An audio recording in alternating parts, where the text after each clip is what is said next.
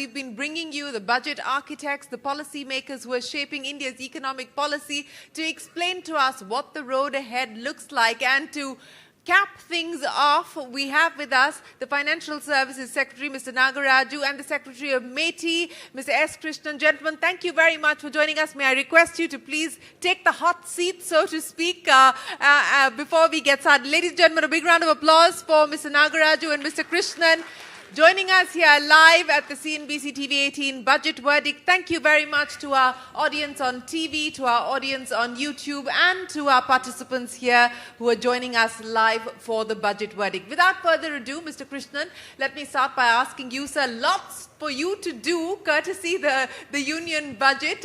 Let's get started with Semicon 2.0. Semicon won 76,000 crore rupees. That was the budgetary allocation. Of course, an allocation has not been provided for in the budget just yet. Lay out for us what Semicon 1 has been able to achieve in terms of milestones, but more importantly, what should we expect now for Semicon 2? I think Semicon 1 has laid the foundations of a semiconductor manufacturing industry in India very firmly. We have 10 units which are already approved and possibly 2 or 3 more before we completely close the scheme.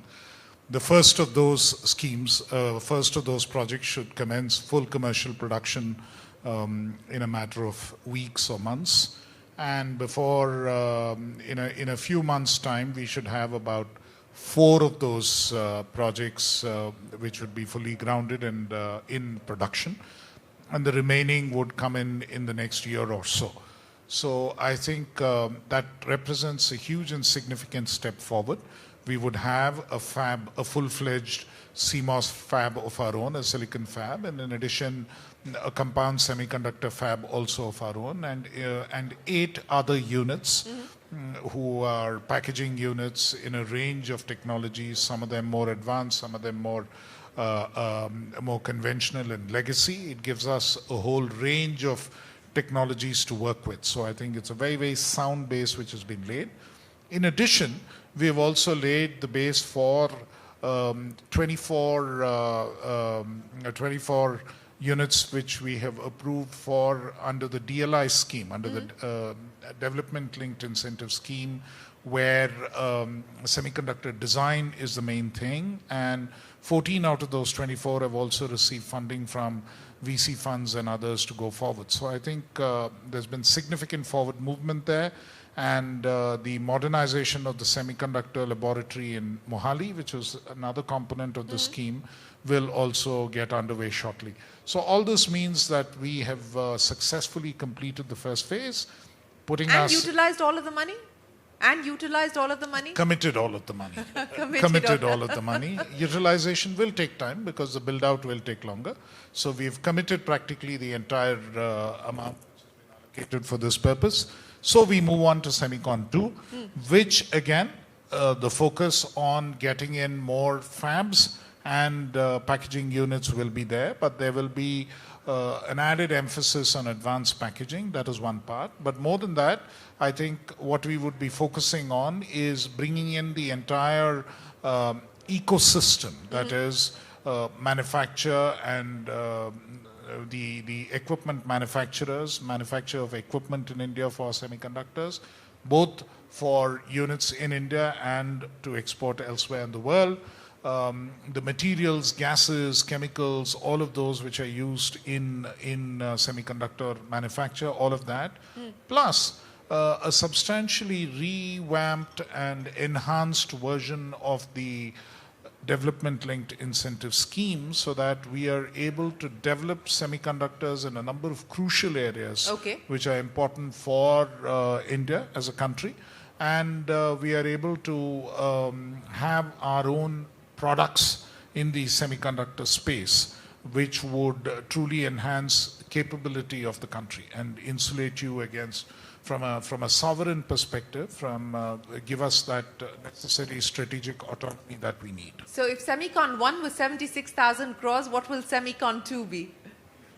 You will know. How much of an escalation are you hoping for or asking for, sir? What we ask for is immaterial.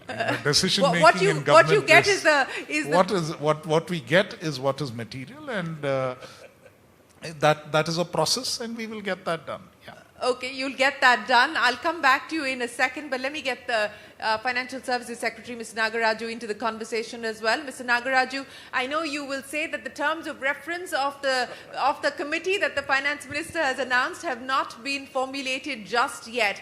But broadly, sir, if you can take us through the 2 or 3 key priorities that the government must address by way of this committee when we talk about re-architecturing India's financial sector.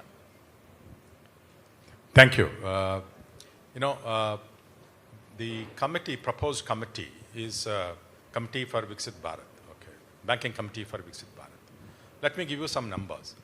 I might have mentioned, the bank credit to non-financial sector is about 56% to the GDP. We are one of the lowest in the world. And we can actually, many countries are above 150%. Now, that's one. The second challenge is we have between 300 to 350 million people who are not credit linked. They are financial inclusion we have achieved by opening the bank account, but credit inclusion we have not. They are credit deprived. Okay. 2. Now, there are few issues are around. One is, of course, the regulatory requirements of capital. Can we do something about how the capital, how much capital can have ratios, reserve, and how do we hold that capital, and then how do we look at the banking scenario? We have the scheduled commercial banks and small finance banks, and we have cooperative banks, of course, rural banks, all kinds of banks we have. So what kind of banks we require going forward 2047? I think many of us know, not a single Indian bank is, I think, in the list of top 40 banks. I think so a country, we are likely to take over, to become 3rd largest economy in the world in a short period of time. We don't have a bank in the top 10. Bank in the top 10. Top 10, leave the top 10, top 20. Yeah. So that is one. How do we do it? So we wanted this expert committee to look at what kind of regulatory policy ecosystem we need to build so that the adequate bank credit flows to the country, which can help India become developed by 2047. Okay. So, that's an important aspect that you brought up there. Let me understand from you, when you talk about regulatory ratios, so do you believe that the current system, the current requirements, the current buffers may perhaps be onerous, that requires a review? Do you believe there needs to be more flexibility? What's the thinking there on what needs to be done as far as the regulatory ratios are concerned? Yeah, these ratios were fixed long time ago, and the things have changed now. They were aftermath of this the financial crisis. Now there are better ways of deploying capital. Okay. And there are better ways of asking the capital to be held in different instruments. Now all these things are possibilities which the committee could actually look at. Okay, so that's an important one, because this was not something that we got from the Finance Minister. You've given us a little bit more color there on what the committee will do. Outside of that, the big question that everyone's asking, and I know I've been trying to push you on that, is it also going to look at consolidation of public sector banks in the attempt to make 1 large or 2 large public sector banks that could then be in the top 20? No, see, we have not yet finalized the terms of reference, as you have I already said that. I already said that at the start, sir. Previously referred. Possibly it could include anything. This is the banking. We are talking about the banking for Viksit Bharat 2047. The banking includes everything. I don't think anything is off the table. Okay. The committee, when they formed and the TOR finalized, they can actually take on anything they want to recommend. And in any case, would you like them to take this up? By the time we don't know. See, in any case, the government has the ultimate decision-making power to accept or not. But they can consider anything relating to the banking.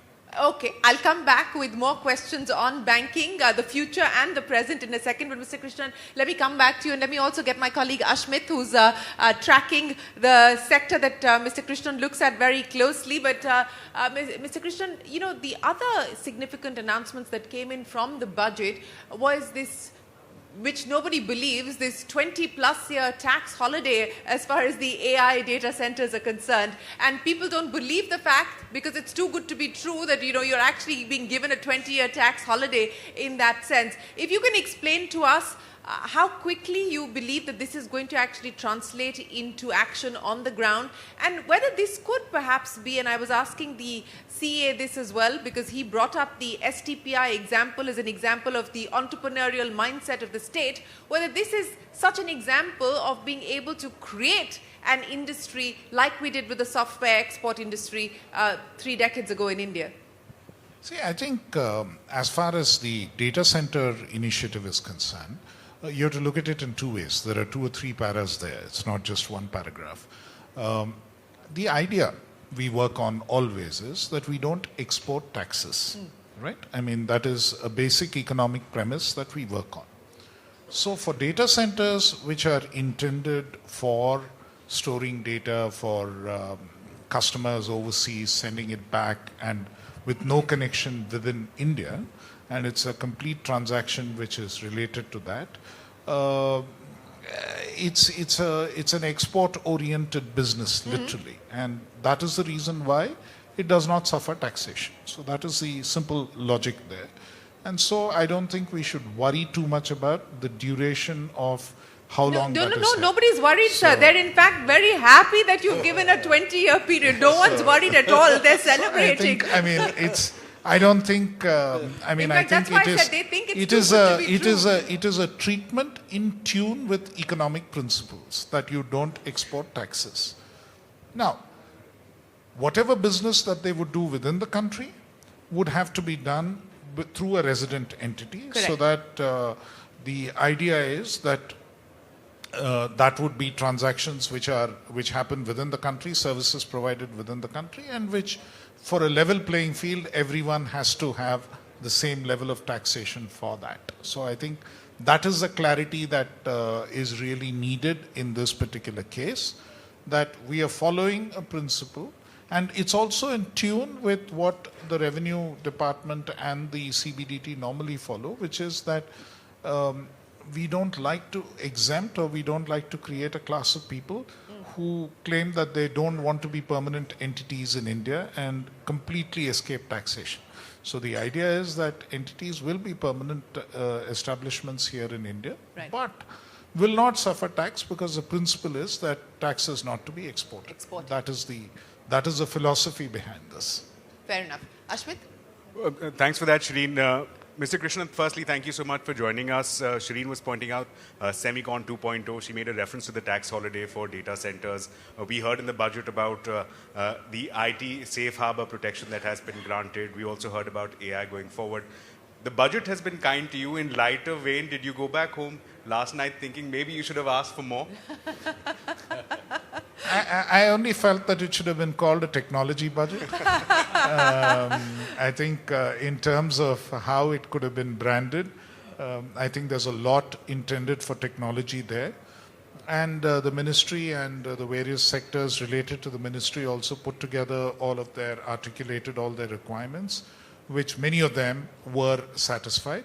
So it's not a question of could I have asked for more. There were 1 or 2 things which were left out, which we will go back with. But I think,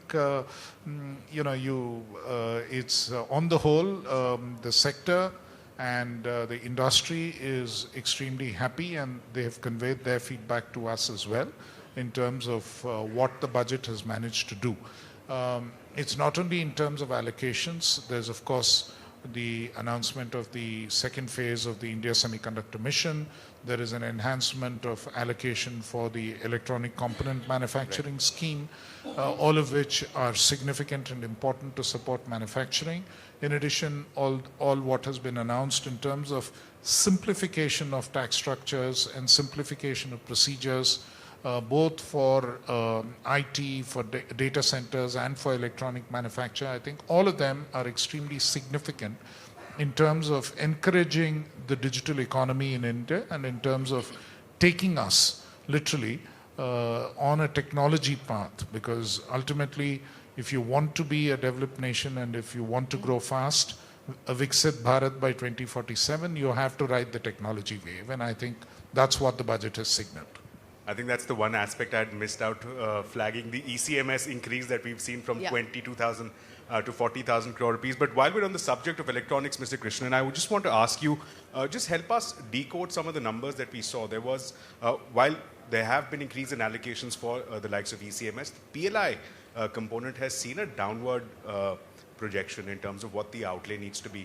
Can you help us read those numbers? Does that mean that there will be no perhaps mobile PLI 2.0, or will it be there in a very different form and structure?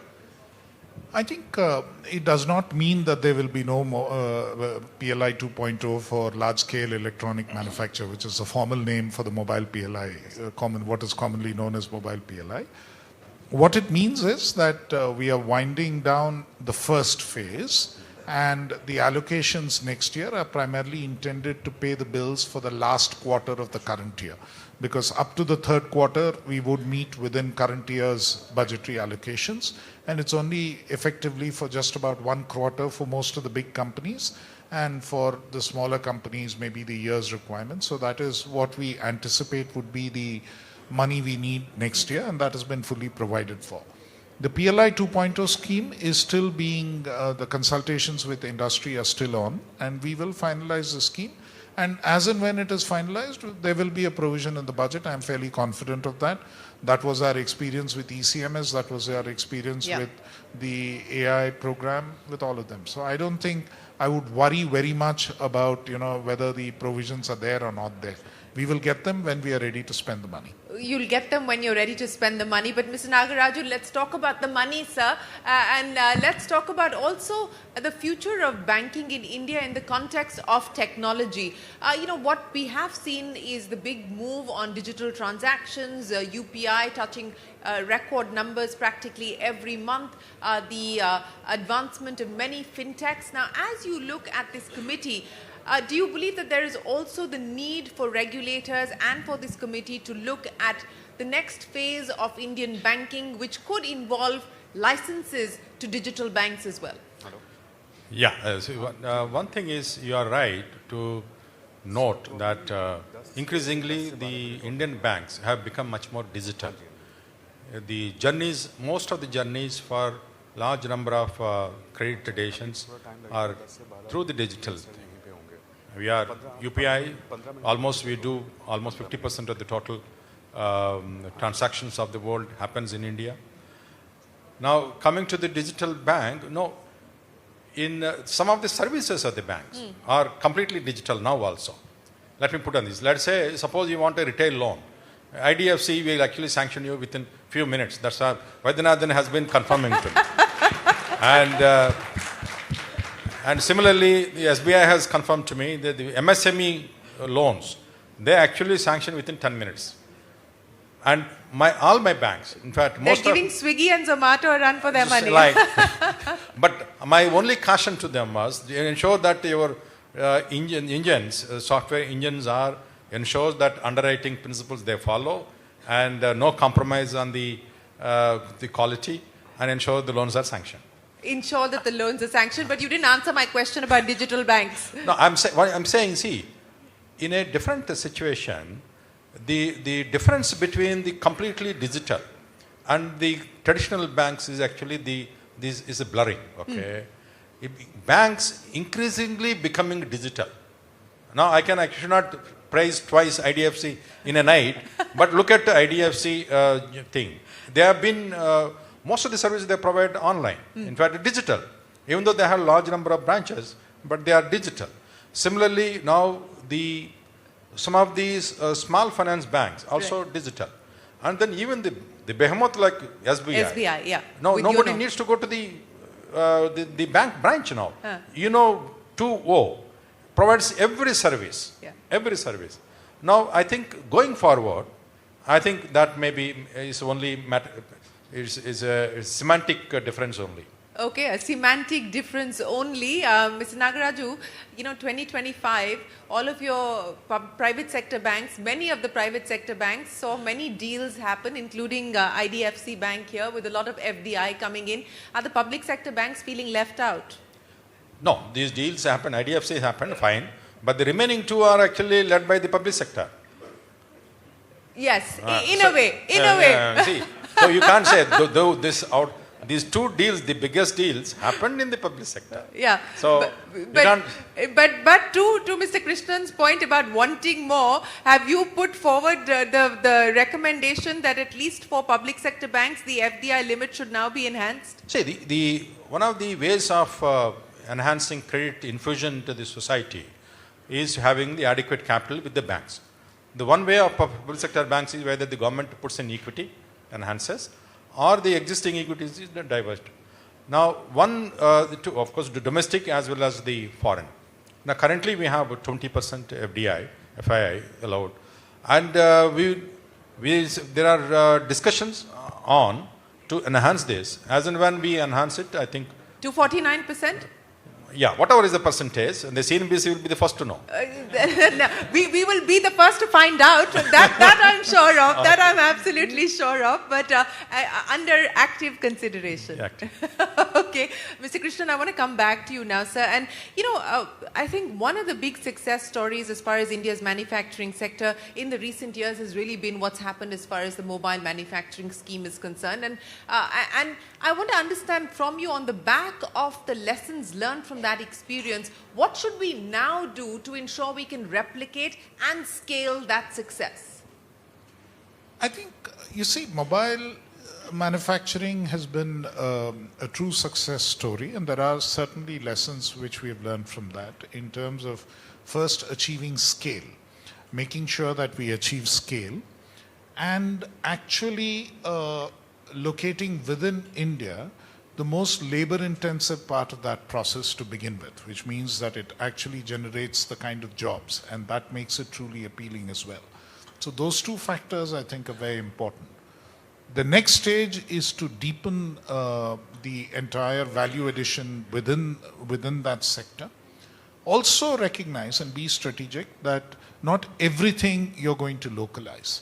You're going to localize those elements which are crucial to retaining a grip on the industry in the days to come and making sure you build that ecosystem, while recognizing that these are global value chains and certain things, some things you will not necessarily manufacture in the country and you will rely on global supply chains. What you will need to build resilience is a diversified supply chain to make sure that you have it from multiple sources.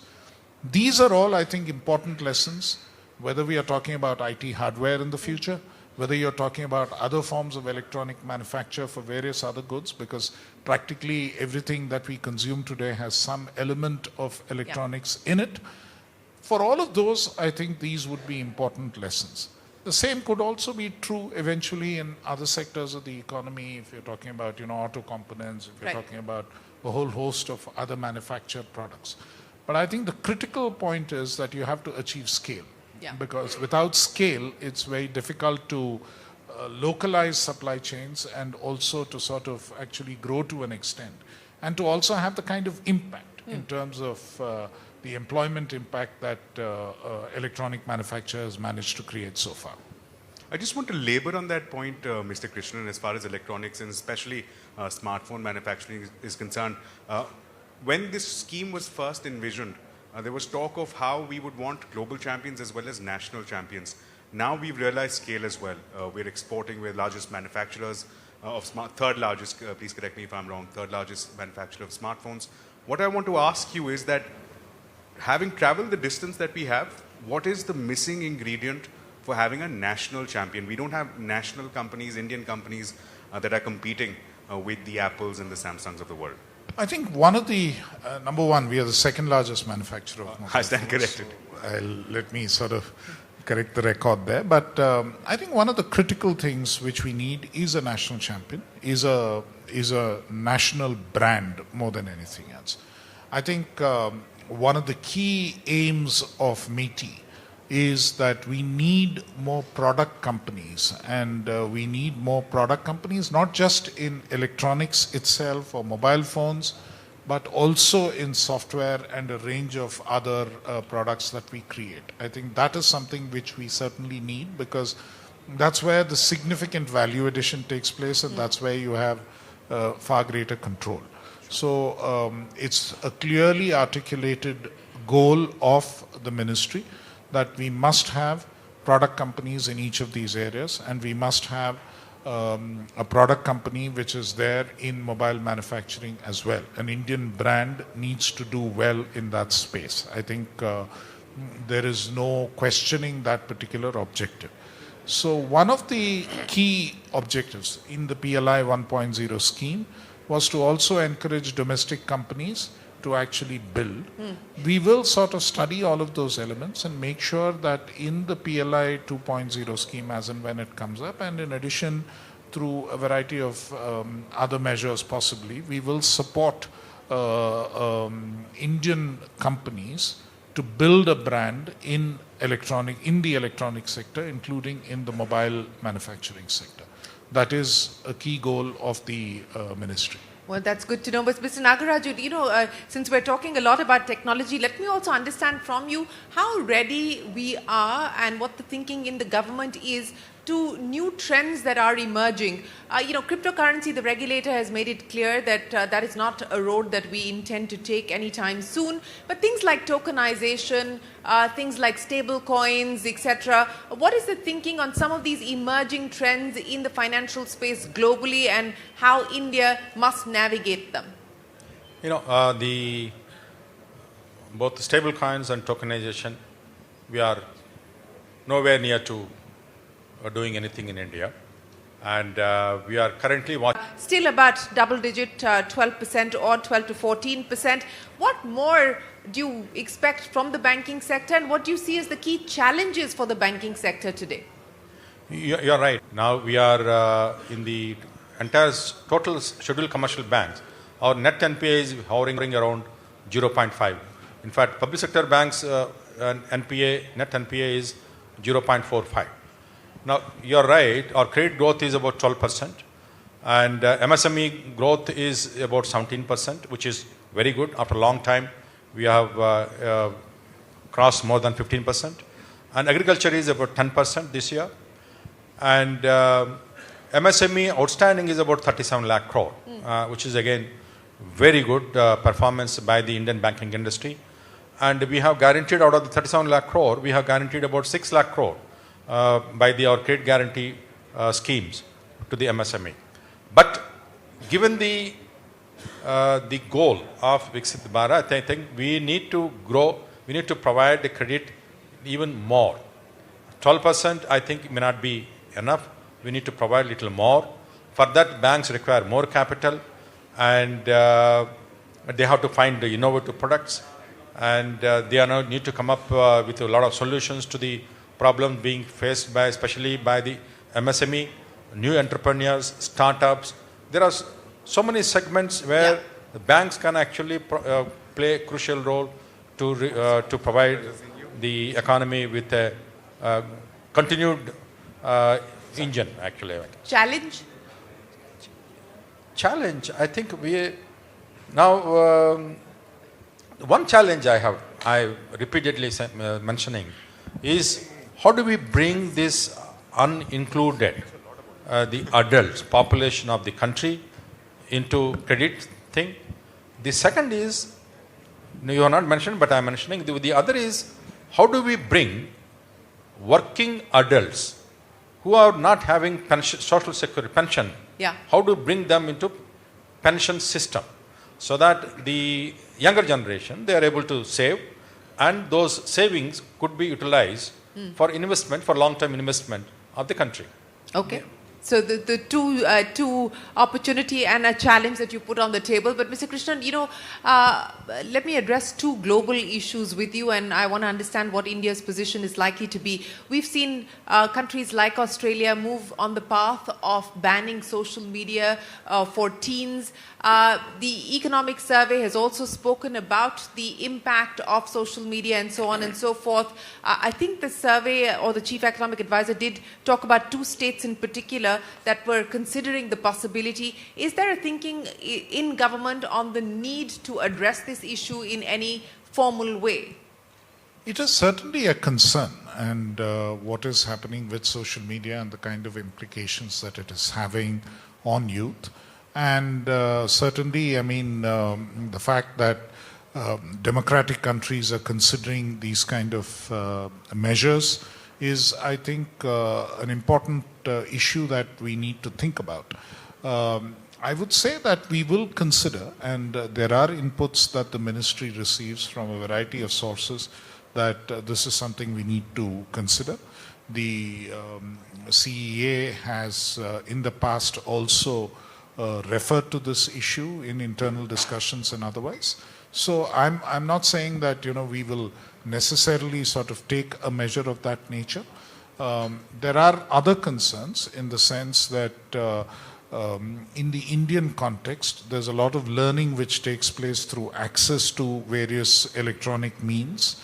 And we need to sort of balance all of these requirements before a final view is taken. There have also been concerns expressed in various parliamentary committees and otherwise. So we'll take note of the overall opinion and the feel. Okay. And as you're well aware, generally lawmaking in this sector is very consultative. Yes. And we will take note of all opinions before we take a final call on this. A final question then, Mr. Krishnan. Again, in some jurisdictions, we're seeing a mandatory move, at least for government bodies, government agencies, government departments, to move to sovereign models, whether it's artificial intelligence or sovereign sort of companies. There was a move to move accounts to Zoho, but that wasn't mandatory. Is there going to be a move to make it mandatory for government departments to stay local? See, I think the important thing that we need to look at is, in the case of Zoho, our email system is now managed by Zoho, right, at the back end. The front end, it is the government's own email system, but at the back end, we have a managed service provider who is a national company and who manages that for us. There would be certain requirements, there would be certain areas. There are two issues which are important here. We find that private service providers in some of these areas are more effective and efficient in terms of addressing some of the cybersecurity and other concerns that we have in the space of all of this. I mean, whether it is emails or whether it is other forms of data that we manage and maintain.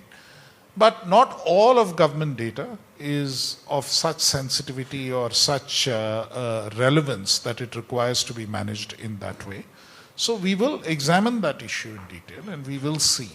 And we also need capacity, domestic capacity to provide services of that nature and manage that. And we would expect that Indian companies should build towards that. And it's not just for government, it's for a number of other operations, simply because I think we need resilience more than anything else. Resilience is important in the financial sector, resilience is important in the healthcare sector, resilience is important in certain types of government services. So for all this, we need to sort of make sure that we have the capacity to offer services without disruption and without issues and without somebody else having control on that switch. So I think all of those are important considerations and national considerations, not just government considerations. And we will act in a way that, but we have to balance all of this with the fact that we are an open economy. Yes. And I think part of what the economic survey talks about is how to manage this sort of trajectory or this path, which is a little more complex in an open economy, in an open society, and in an open system, which also requires resilience as a large democracy. I think we'll have to navigate that path carefully. Well, there's going to be a lot of navigation through a very complex geopolitical and geo-economic environment. But Mr. Krishnan, Mr. Nagaraju, thank you so much for joining us here on the budget verdict and laying out the roadmap for us of what we can expect for India's digital future as well as for India's banking future. Ladies and gentlemen, a big round of applause to the Banking Affairs Secretary and the MeitY Secretary, Mr. S. Krishnan. Don't go anywhere. The conversations will continue. We conclude by giving you a curtain raiser of the next big event that India is ready to host, the AI Impact Summit. Abhishek Singh, may I request you to give us a quick curtain raiser and join us on stage to very quickly give us what we can expect from the AI Impact Summit. Please walk up on stage. Thank you very much, Mr. Krishnan and Mr. Nagaraju, for joining us here this evening. Mr. Singh, welcome to the verdict, and let me start by asking you, people watching here in this room and everybody watching us online, what should we expect from the India AI Impact Summit? See, we are just 2 weeks away from the Impact Summit, which begins on 16th. The 16th to 20th February, the whole world will be here. And this, we know this is the follow-up of the 4th summit post-Bletchley Park, the first such summit in the developing world, first such summit in the global south. And we are getting a host of world leaders, almost 15 HOGs, heads of government, heads of state, almost 50 to 60 ministers, all the top tech CEOs, whosoever you can think of in the AI universe, they all will be here. All the top researchers will be here. And we are doing as many as 600 plus sessions during the 5 days of the summit. Honorable Prime Minister will be there. So there's a lot that's happening. Almost every subject related to AI will be discussed, debated. The experts will be there. And it will be urge all of you to join in for the summit and contribute. Well, we will most certainly be joining in, but let me understand from you, what can we expect by way of announcements? You said that there is going to, of course, be significant representation of global industry, the who's who from Sam Altman to Jensen Huang and many others are here. What can we expect in terms of announcements? See, a lot of announcements will happen from Indian AI champions. The projects in the India AI mission that we started funding last year, many of them are coming to finality, and they will be launching Indian foundation models in AI applications, use cases. The global AI leaders are also coming here, and they are also looking at a lot of ways in which they can leverage India for building their AI ecosystem. The budget announcement yesterday, especially with regard to data centers, will be a big fillip, and we do expect that many more such investment announcements, as we heard from Google some months back, will again be happening at the summit. Okay, so a lot of announcements, possibly investment-related announcements also? Surely. In fact, our minister told in the press conference that we already have had almost $90 billion of announcement in the last few months, and as we go forward, we'll be most probably be expecting much more than what we have already had. Okay, so what should we expect now in terms of India's AI agenda? What will the priorities be? What should we realistically pencil in? See, like our biggest advantage is that we have the talent, and the whole world looks at Indian talent to build AI systems and applications. So we are going to emerge as the go-to place for sourcing AI talent, for building agentic AI, for building physical AI. And number two, India is emerging as the AI use case capital for the world. So the AI application that we are building in healthcare, in education, in agriculture, that can become like a model for, as we have set up a DPI for the whole global south and the other parts of the world to look at, adopt, replicate. Okay, you know, one of the questions that's being asked is that the data center business, for instance, it has a huge impact. It's a power guzzler, it's a water guzzler. It does have an impact on the areas in which these data centers come up. What is the multiplier impact? Because even if you look at the returns, you know, the returns are between 12 and 13% is what we're given to understand. So how do we balance, you know, what it means in terms of electricity, water, and so on and so forth? And what do you anticipate the multiplier impact? See, the multiplier impact will be in the form of, like, of course, data centers. Once the whole world builds a data center, and India, for example, becomes the AI inferencing capital of the world, with the AI inferencing happening here because the data centers are located here, and the advantage we have is of the low cost of power and the low cost of building data center that is there, but that will also, added with the talent that we have, the development centers, the GCCs, the AI application development will pick up. So it's just a starting point. As you move forward, it will contribute a big way in India moving up the value chain on the entire AI stack. Okay, sovereign models, and you said that that's expected to be the announcement or one of the announcements that we see at the India AI Impact Summit. What will these sovereign models really do? What do they achieve in an era where we already have many LLMs already in play and have been adopted by Indian consumers? See, the Indian sovereign models being built by companies like Sarvam, BharatGen, Socket, GAN, whom we have funded in the India mission, will build solutions that will solve for India. They will be customized, they will be trained on Indian datasets in Indian languages and Indian context, and they will be useful for the use cases that we need. Maybe they are not competing to achieve artificial general intelligence as many of the frontier AI labs globally are doing. But these solutions, whether they are there to solve a farmer's problem, in fact, that was also mentioned in the budget, the Mahavistar, the India Vistar project, which we have done a pilot in Maharashtra, and now we are replicating across India where agri advisory services will be there. Similarly, the use cases in healthcare, use cases in education, they will all ride on Indian foundation models, and we'll be able to show to the world what ways you can enable diffusion of AI rather than just being in the quest for building the best model or the highest parameter models. So let me end by asking you, what would you hope to be the outcome of the India AI Impact Summit? So the biggest outcome will be that the world to recognize India as an AI power, the world to recognize that whenever anywhere in the world thinks of building agentic AI, thinks of building AI transformation services, thinks of identifying a source of forward deployment engineers, they will think of India. And it will be a huge opportunity for our engineers and our startups and our industry. It will be an opportunity for our knowledge economy, and that is the hope that the government is working with. Mr. Singh, we wish you the very best of luck. And ladies and gentlemen, you can catch all the action from the India AI Impact Summit on CNBC TV 18. We will, of course, be broadcasting live from the Impact Summit. But thank you so much for giving us a very comprehensive view of what we can expect and what the agenda is going to be on the AI front. A big round of applause for Mr. Abhishek Singh. Thank you so much for joining us.